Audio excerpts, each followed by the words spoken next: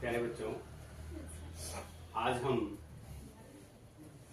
जैसे हम आपको रोज बताते हैं कि साइंस अराउंड अस, साइंस हमारे चारों ओर है। आज हम आपको विलियन के बारे में सिखाएंगे। विलियन होता क्या है, विलियन होता क्या है। तो सबसे पहले आप सभी ने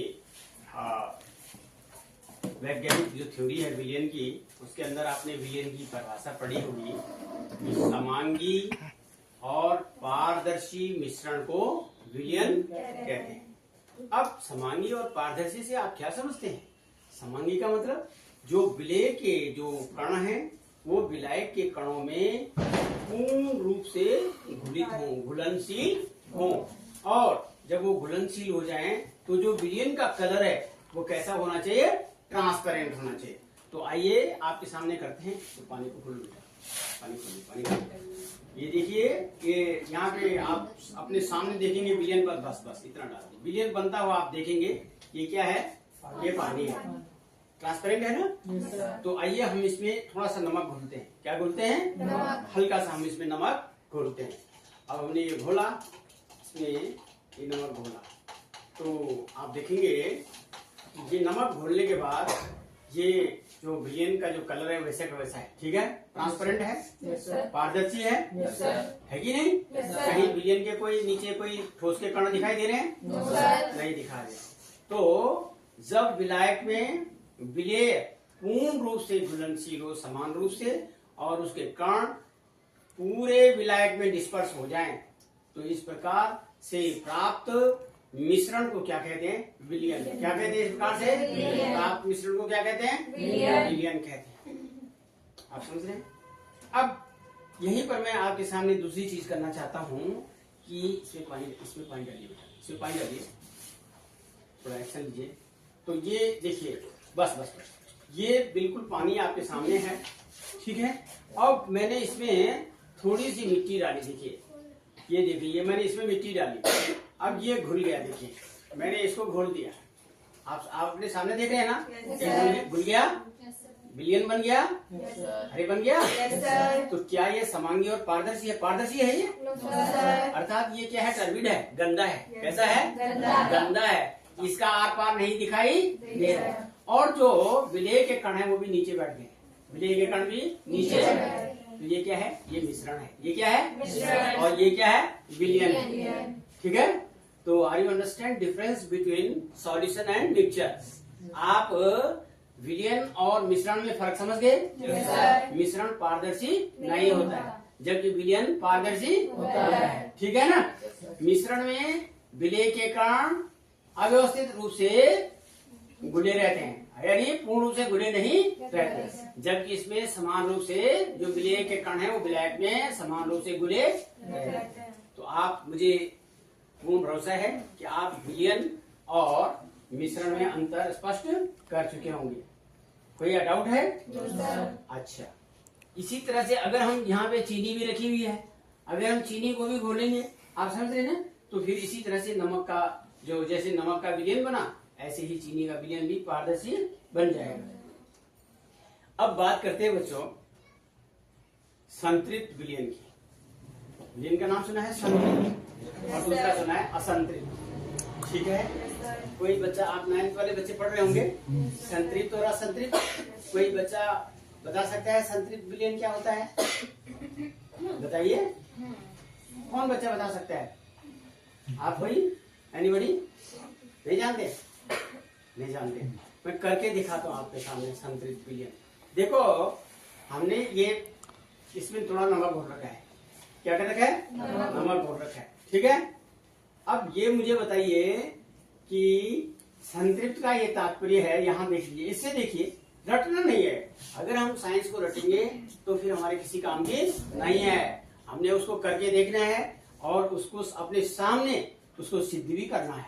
ठीक है, ये विलियन कैसा है? अभी बोलो। इस विलायक की एक क्षमता है, ये एक निश्चित मात्रा के विलेय पदार्थ को अपने अंदर घोलने की क्षमता रखता है। जब तक वो उस विलेय पदार्थ को अपने अंदर घोल रहा है तो क्या है? वो संतृप्त विलियन। क्या होगा? संतृप्त विलियन। क्या हो जाएगा भैया? समझ रहे ना आप? और अभी ये विलयन कैसा है? अभी ये संतृप्त है या असंतृप्त है? नहीं, असंतृप्त है अभी। आप समझ रहे हैं? तो हम देखते हैं आपके सामने, फिर हम इसमें थोड़ा नमक मिलाते हैं। मैंने कल ही कहा था आपसे कि हम वैज्ञानिक गतिविधियों के करने के लिए हमें थोड़ा धैर्य रखने की आवश्यकता है। तो ये मिलाते जाएंगे, ये घुलता जाएगा। ये क्या होगा भाई? घुलता जाएगा। जब तक ये इसमें घुलता जाएगा, आप समझ रहे ना? ठीक है, एक अवस्था इसकी ऐसी आएगी, ये घुलना बंद हो जाएगा।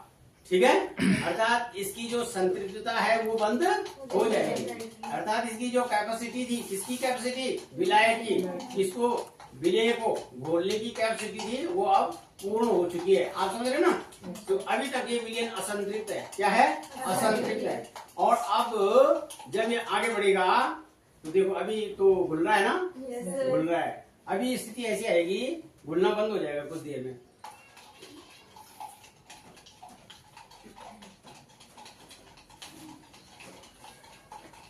आप देखेंगे, ये देखिए गाढ़ा होने लग गया। होने लग गया। हाँ, और थोड़ा सा डालेंगे तो कंप्लीट जो है वो बंदी हो जाएगा, फिर घुलना घुलना नीचे बैठ जाएगा। समझ रहे ना बात आप?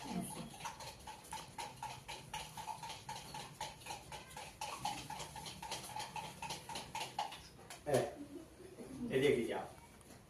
ठीक है, अरे सुन रहे हो?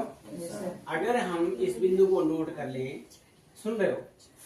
विलेय और विलायक, यानी विलायक की वह क्षमता जिस हद तक वह विलेय पदार्थ को अपने अंदर में घोल सकता है। कौन सा विलयन कह सकता है? कौन सा विलयन कहलाता है? संतृप्त विलयन। कौन सा विलयन कहलाता है? संतृप्त विलयन। अब आप समझ रहे ना? अब इसने घोलना बंद कर दिया, इसने घोलना बंद कर दिया, यानी इसने कैपेसिटी को पार कर दिया है। आज समझ रहे ना? किसी विलायक में विलेय की वह निश्चित मात्रा जो उसमें घुलने के लिए सक्षम हो, आप समझ रहे? क्या कहलाती है उस विलयन की? वो क्या कहलाती है? संतृप्त विलयन। क्या कहलाता है वो? संतृप्त विलयन। अब एक चीज और आता है विलयन से संबंधित, और वो होती है सांद्रता। क्या होती है बच्चों? सांद्रता। ये अब सांद्रता को हम कैसे समझेंगे? देखो, ध्यान दीजिए, विलेय की वह मात्रा जो किसी विलायक के निश्चित आयतन में घुलनशील हो। आप समझे क्या बोला मैंने? विलेय की वह मात्रा जो किसी विलायक के निश्चित आयतन में, क्या बोला? निश्चित आयतन में घुलनशील है, क्या कहलाती है? विलयन की सांद्रता। और एक जानते, यदि हम 100 ml चीनी को 1000 ml में घोलते हैं, ये काल्पनिक है, एग्जैक्ट नहीं है। एग्जैक्ट तो कैलकुलेशन से होगा, ठीक है ना? सांद्रता बराबर क्या होता है? सांद्रता बराबर होता है मोलों की संख्या, मोलों की संख्या बटे आयतन लीटर में, बटा क्या होता है? आयतन लीटर में। ये सांद्रता होती है। लेकिन साधारण भाषा में हम ये समझेंगे कि विलेय के अणुओं की अर्थात मोलों की वह संख्या जो किसी निश्चित आयतन में घुलनशील है, उस विलयन की सांद्रता कहलाती है। अरे समझ रहे बच्चों? मुझे भरोसा है कि आप संतृप्त और असंतृप्त विलयन में भेद समझ गए होंगे। समझ गए या नहीं समझे? समझ गए? अच्छा, आप विलयन और मिश्रण में भी अंतर समझ गए होंगे। विलयन और मिश्रण में भी आप अंतर समझ गए होंगे। अब मैं आपको जो असली चीज आप एक दिखाना चाहता हूं, वह है पानी का क्वथनांक। और पानी के क्वथनांक में वृद्धि। बोलो, पानी का क्वथनांक कितना होता है? कितना होता है? हम यहाँ पे करके देखें। ये हमने स्पीड लैंप को जलाया और इसमें आप पानी भरिए, इसमें पानी भरिए, भरिए फटाफट, जल्दी पानी भरिए इसमें। ये हमने स्पीड लैंप जला दिया और बस हाँ चलो बस बस बस इतना भरो। और ये स्पीड लैंप को यहाँ पे इसके ट्राइपॉड स्टैंड के ऊपर इसको हमने खोलने के लिए रख दिया, ठीक है। अब उससे पहले हम साइंस एरोनॉटिक्स के अंदर हम देख रहे हैं आप अपने घरों में चाय बनाते हैं? सभी बनाते हैं या नहीं बनाते हैं? तो जब आप फ्राई पैन में चाय का पानी उबालते हैं तो पानी उबलने लगता है? अरे बोलिए, आपने देखा नहीं? उबलने लगता है ना। लेकिन जैसे ही हम उसमें चीनी डालते हैं ऊपर से, पानी उबलना बंद हो जाता है। ऐसा क्यों होता है आप बताएंगे? कोई बच्चा बताएगा?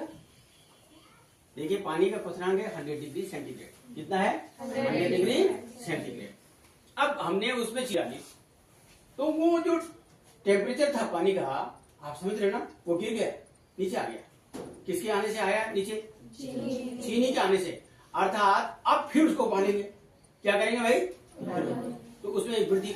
अब पहली बार मान लीजिए हमने, ये हमारे पास थर्मामीटर है, हम इसको नाप के देखेंगे। जैसे ही पानी इसमें खोलेगा तो इसका टेम्परेचर 100 डिग्री होगा आपके सामने, और इसमें चीनी डालेंगे तो ये खोलना बंद हो जाएगा। इस चीनी डालेंगे तो खोलना क्या हो जाएगा? बंद हो जाएगा। तो इसका मतलब अब फिर जब ये दोबारा खोलेगा ना, दोबारा चाय दोबारा खोलती है ना, दोबारा इसका टेम्परेचर नापेंगे तो ये आपको 105, 107 इस तरह का मिलेगा। तो बॉइलिंग पॉइंट में एलिवेशन, अर्थात बॉइलिंग पॉइंट में क्या हुई? वृद्धि। क्या हो गई बॉइलिंग पॉइंट में? वृद्धि। तो बॉइलिंग पॉइंट की इस वृद्धि को कहते हैं क्वथनांक उन्नयन। बोलो मेरे साथ सब बच्चे, क्या बोलते हैं? क्वथनांक उन्नयन। अब हम इसको डिफाइन करें, ठीक है? What do you understand by elevation in boiling point? अर्थात क्वथनांक में वृद्धि, क्वथनांक उन्नयन।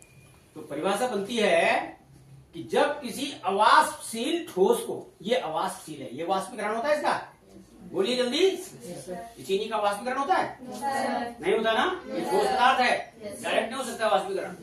तो जब किसी अवाष्पशील ठोस को किसी द्रव में मिलाया जाता है तो उसके क्वथनांक में क्या होती है? वृद्धि। क्वथनांक में हुई इस वृद्धि को क्वथनांक उन्नयन कहते हैं। अभी जब खोलेगा ना, फिर इसका टेम्परेचर आपके सामने नापेंगे, उसके बाद आपके सामने चीनी डालेंगे, फिर इसका टेम्परेचर नापेंगे, तो आप देखेंगे कि जो डिफरेंस होगा वो क्वथनांक उन्नयन में क्या होगी? वो क्या होगी? वृद्धि। ताप में वृद्धि, यानी क्वथनांक में वृद्धि बराबर क्वथनांक उन्नयन। भैया आप समझ रहे हैं या नहीं समझ रहे? बोलो बच्चों। Yes sir. क्लियर है? Yes sir. ठीक है। तो अभी पानी उबला नहीं, मैंने पहले ही कहा, आप धैर्य रखिए। और क्योंकि वैज्ञानिक प्रयोग होते हैं उसमें समय लगता है और उसको ऑब्जर्व करना पड़ता है अपने सामने, क्या ऐसा सही है?